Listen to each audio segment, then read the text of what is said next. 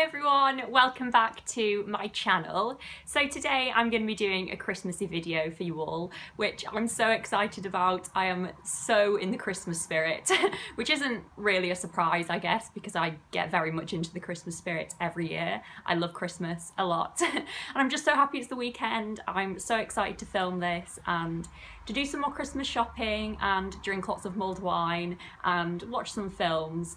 It's just going to be the best. So today I'm going to be talking to you about all of the books that I hope to read over this Christmas season. I always like to pick out a few books I'm really excited to get to over Christmas every year.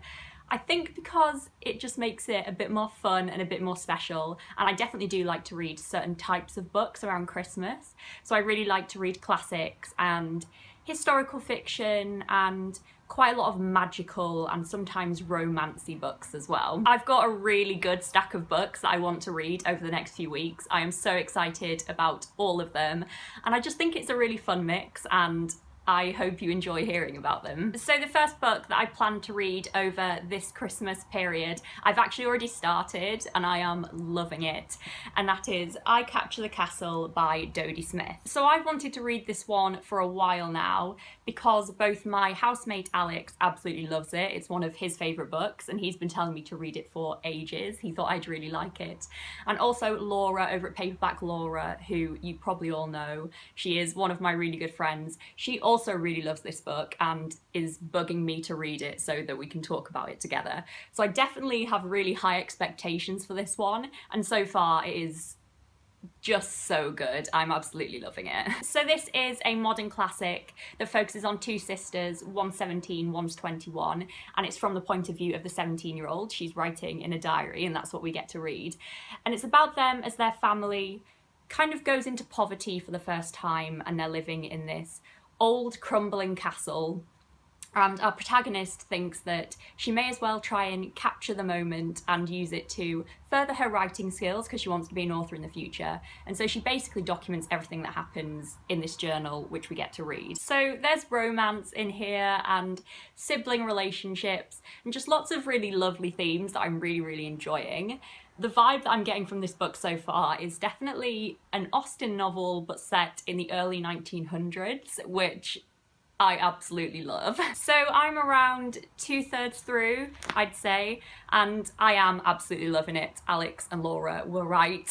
It's just a perfect book for me, especially to read around this time of year. It's just so lovely and heartwarming and I'm enjoying it a lot. The next book that I want to read this Christmas is A Vintage Christmas, which is one of these vintage minis that has lots of little snippets and short stories in it that are all Christmas related.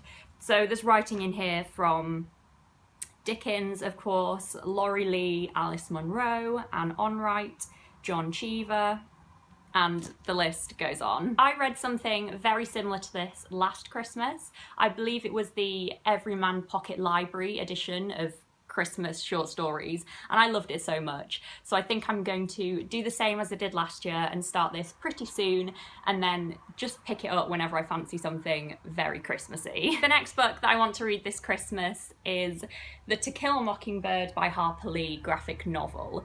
So I spoke about this more in my book haul that I did a couple of videos ago now, and basically it's a new graphic novel version of my favourite book of all time. So this is very exciting for me and also very scary. I absolutely love rereading my favourite books around Christmas time when I'm home at my mum's house with my mum and my sister. I really love reading books that I just love so much when I'm all curled up and the Christmas lights are on. I just really enjoy that. So I think that that will be a perfect time to try this out.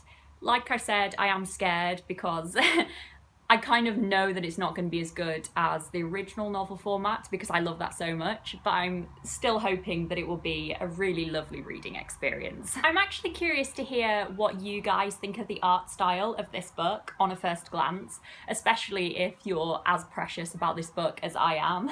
What do you think of the art style?